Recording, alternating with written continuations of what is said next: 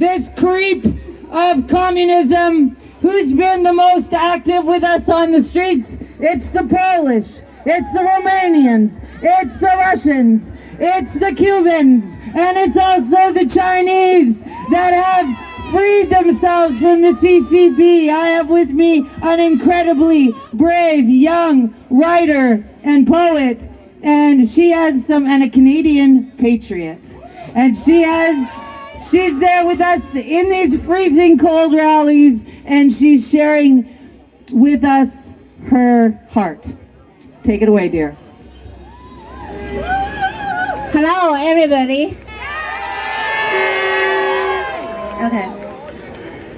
My title of speech is Canadians, Wake Up!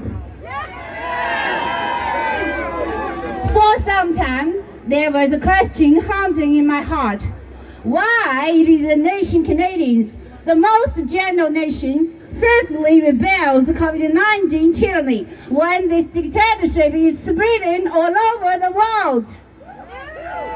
Soon I found the answer, because our Canadians love freedom best.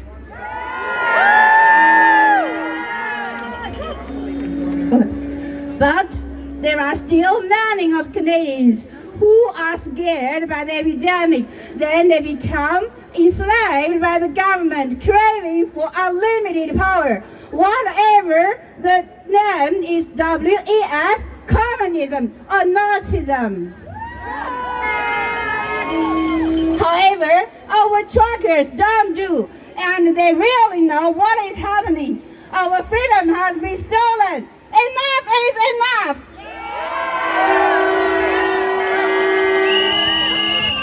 They stand up. They are fighting for our freedom.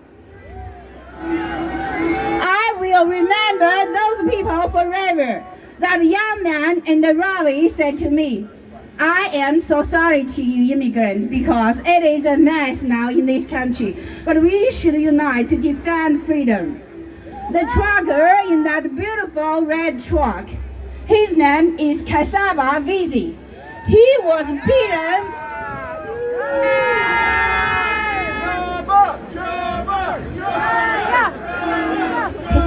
He was beaten by a policeman, and a woman protester cried. He said, "Don't cry, my sister. Everything will be fine." The policeman asked him, "Is she your sister?" He answered, "Yes, and you are my brother."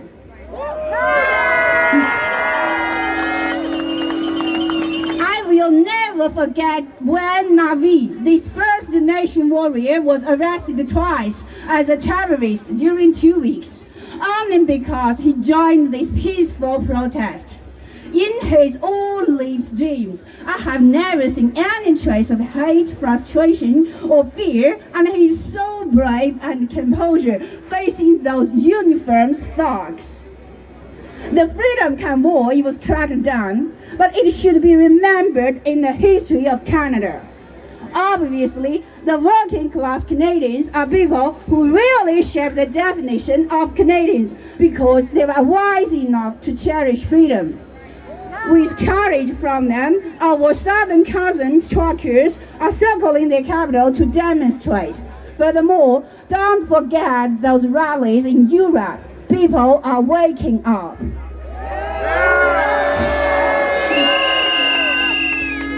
Turn back domestically now. Following steps belong to the other Canadians who love freedom too. It is not a problem resulting from non-vaccinated people. The authoritarians divided us into a vaccinated group and a non-vaccinated one. They plant seeds of discrimination and hate intentionally among Canadians.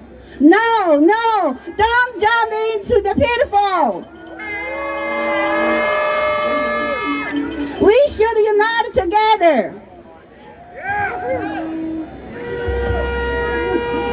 The real disaster is the Third World War in the area of ideology.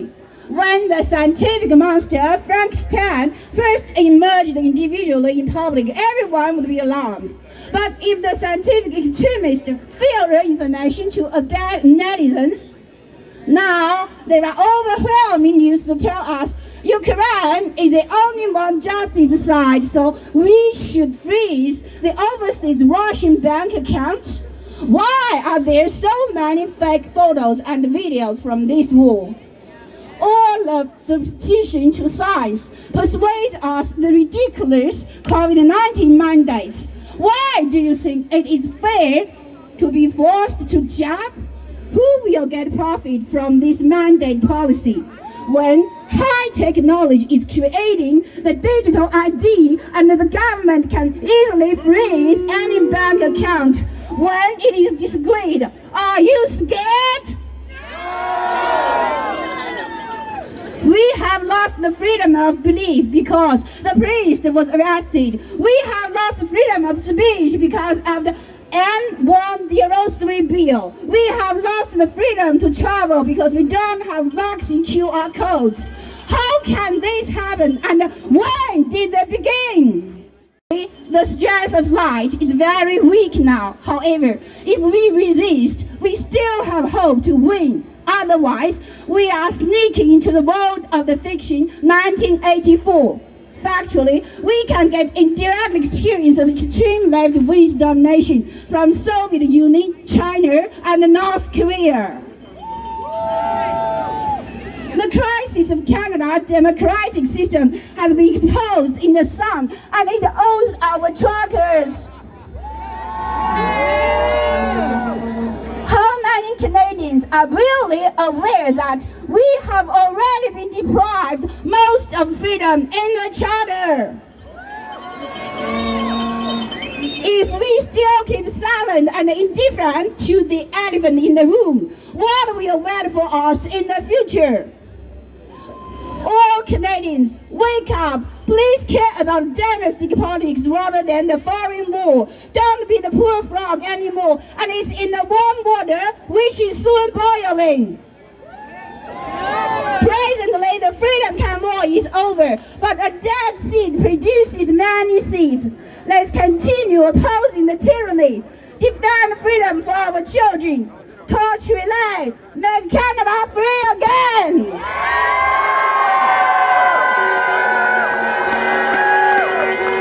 Zhuang is on our team.